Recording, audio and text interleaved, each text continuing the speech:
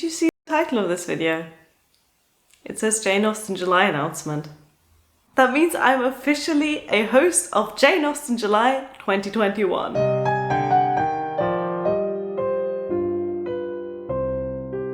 Hello and welcome to Spinster's Library. I'm Claudia and I'm only slightly exaggerating when I say that I have not been this pleased with myself since my university graduation. Jane Austen July is one of my favourite annual readathons. It's been held since 2018, which means that it's now going into its 4th year, and it was founded and co-hosted by Marissa from Blatantly Bookish and Katie from Books and Things, two of my favourite booktubers. If you don't know them already, you should go to the description box and click the links to their channels and check them out. But considering you clicked on this video, I'm assuming you've already subscribed to both of them. I have taken part in Jane Austen July since the very first one in 2018 as a brand new booktuber, but I really started making an event of it since 2019 with dedicated videos and really planning my reading and my booktubing around Jane Austen in the month of July. Therefore, you will find two playlists from Jane Austen July 2019 and 2020 in the description box as well, with the videos from that time. They range from book reviews and reading vlogs to some really quite silly videos like ranking all of Jane Austen's Mean Girls from worst to best, or taking Jane Austen related personality quizzes. Go check out the playlists if you want to get into the Jane Austen July mood a little bit early. So this year, Marissa and Katie actually asked me to co-host this readathon with them. And obviously I tried to play it cool. I'm like, yeah, I have to check my calendar. I'm not really sure. You know, I've got life and all of that. No, that's not what happened. I jumped at the occasion and I'm super excited to be a part of the team. I love this. This is amazing. If you are even nearly as excited about Jane Austen July 2021 as I am, then listen up, because this is what you've got to do to participate in the readathon. Read some Jane Austen. That is the only requirement for taking part in Jane Austen July. Of course, we like to challenge ourselves, and therefore there are some additional challenges that you can participate in if you so wish, but you don't have to. So let me go through them one by one. The first challenge is the one I've already mentioned. Read one of Jane Austen's 6 main novels. Those novels are, let's see if I can get them in order of publication: Sense and Sensibility, Pride and Prejudice, Emma, Mansfield Park, Northanger Abbey and Persuasion. Northanger Abbey, written first, published last. If I've got any of this wrong, you can bet that I'm taking that out of the video. There are 2 read-alongs every year for Jane Austen July, and this year the read-alongs are for Mansfield Park and Persuasion. They are a very long and a very short book, and therefore we've split them not 2 weeks and 2 weeks as we usually do. I'm already including myself in that. Mansfield Park will take up the first 3 weeks of July, 1st of July to 21st of July, and then Persuasion will take up the last week and a bit of July, so that will be the 22nd to the 31st of July. If you want to take part in these read-alongs, then click the link to the Goodreads group in the description box, and that will take you to the group where everyone is gathering and getting excited about Jane Austen, and where those read-alongs are taking place. So join the group, post to TBRs, talk about Jane Austen. It's always great fun. What's new this year is that we have created a Jane Austen bingo. We have thought of some things that tend to happen in Jane Austen novels, and you can download the bingo card, you can print it off if you like, put it on your wall and check things off the next time Mrs. Bennet is embarrassing, or Emma takes a walk, or Anne Elliot receives the letter.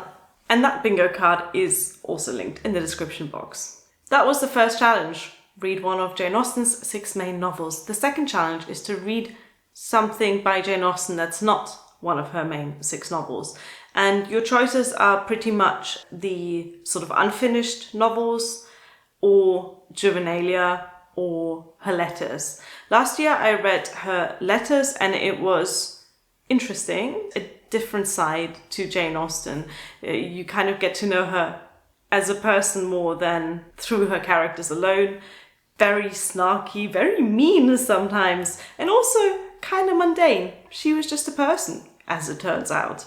But this year I am probably going to read either Lady Susan or Sanditon. You can read The Juvenilia, which from what I've heard is absolutely hilarious, depending on whether you're in the mood for some story or some comedy or some letters. The third challenge is to read a non-fiction work about Jane Austen or about her time.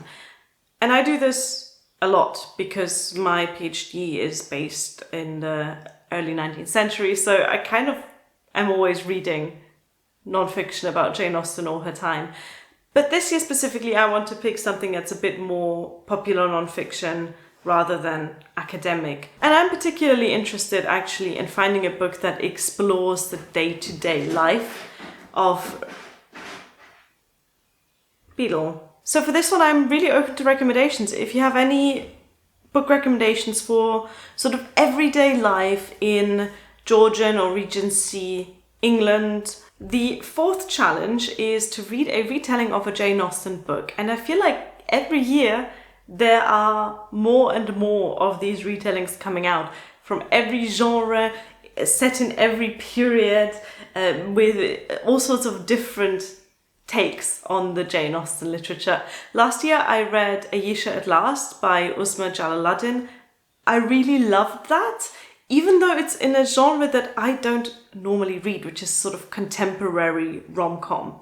But I really enjoyed that book, set in modern day Canada, and I want to find something that again takes me to a place that I have never been, that I don't know at all.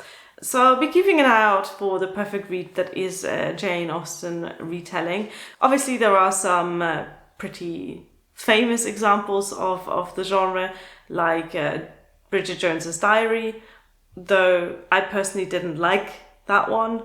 But you can't deny that it was a sort of first, I guess, of taking Pride and Prejudice and taking aspects of it, taking inspiration from it and transplanting it into the 1990s. A fun challenge anyway. I really like that this is always included because it kind of breaks up the 19th century-ness of it all. The fifth challenge is to read a book by a contemporary of Jane Austen, and again your choices are endless. You've got authors such as Maria Edgeworth, Susan Ferrier, you've got Mary Shelley, and of course her mother Mary Wollstonecraft, whose lifespan also overlapped with Jane Austen's, so you could pick one of her groundbreaking books.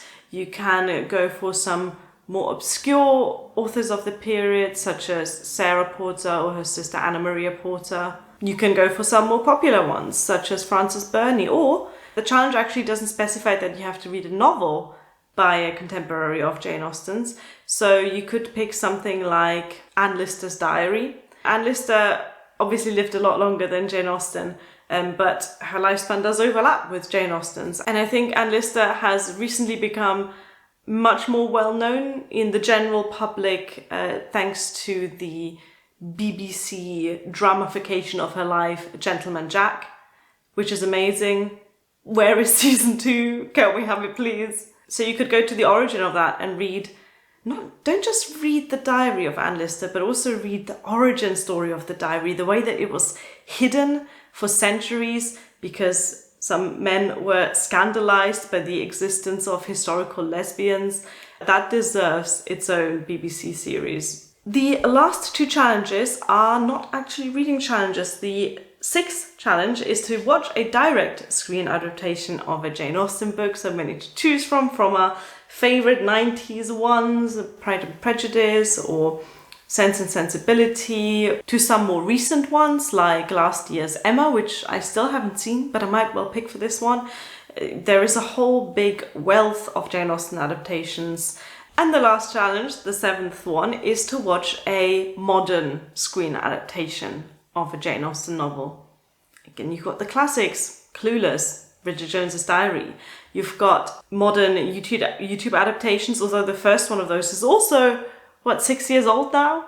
But there are loads of different YouTube serializations of Jane Austen novels basically retold vlog style, and they range from big productions to student productions to hobby productions, so a lot of choice there. As I've said, I have not actually picked my TBR yet. I will do so in the upcoming weeks, and then towards the end of June I will post that TBR. I'm also going to obviously be posting Jane Austen related videos throughout the month of July.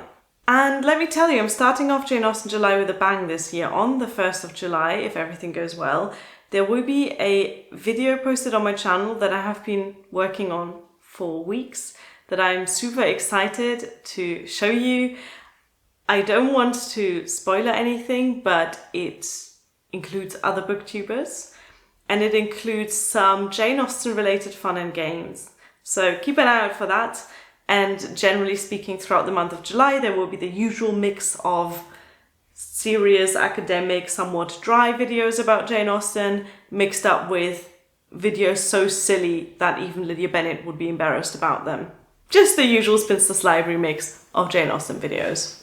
This Jane Austen July will also be slightly different for me because I am not in possession of my Jane Austen books on paper right now. They are still in the UK, and considering the current travel ban between the two countries, I don't think I'll be able to get hold of them by July, so I'm going to be reading on ebook and listening to audiobooks instead. But I'm hoping that that's not going to dampen my enjoyment of the literature, and I'll keep you updated about that.